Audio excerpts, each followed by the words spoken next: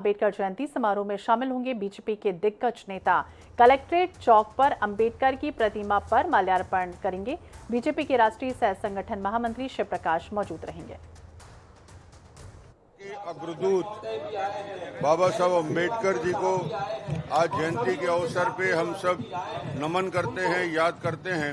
पूरे देश ही नहीं, दुनिया में करोड़ों करोड़ों लोगों के लिए जो आस्था और विश्वास के प्रतीक हैं, मार्गदर्शक हैं, जिन्होंने न केवल भारत के कॉन्स्टिट्यूशन संविधान की स्थापना की, बल्कि ऐसा एक मार्ग बताया जो भारत के देश, संस्कृति और संस्कार से जुड़ा हुआ है।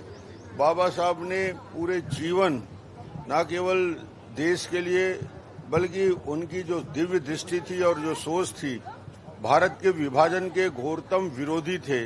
और उन्होंने कहा था कि भारत का विभाजन संभव नहीं है। 370 जैसे अनुपयोगी धारा को लाने के बाबा साहब अंबेडकर जीवन भर विरोध करते रहे। कॉन्स्टिट्यूशन में इन सारे बातों का कि विशेषाधिकार प्राप्त जम्मू कश्मीर अलग से राज्य की स्थापना ना हो, इन बातों को उनका दूर दृष्टि बताता है, दिव्य दृष्टि बताता है कि क्या उनकी सोच थी। और ऐसे महामना को आज हम याद कर रहे हैं श्रद्धापूर्वक, उनको उनकी स्मृति में आज हम अपनी बात कह रहे हैं।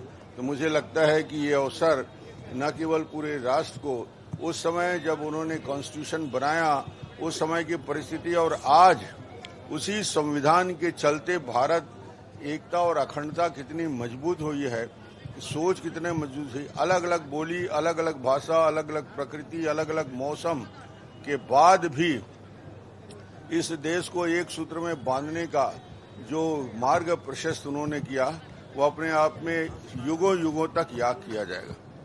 छत्तीसगढ़ में बिजली के दाम क्यों बढ़ गए? बिजली का झटका बार बार लगा है।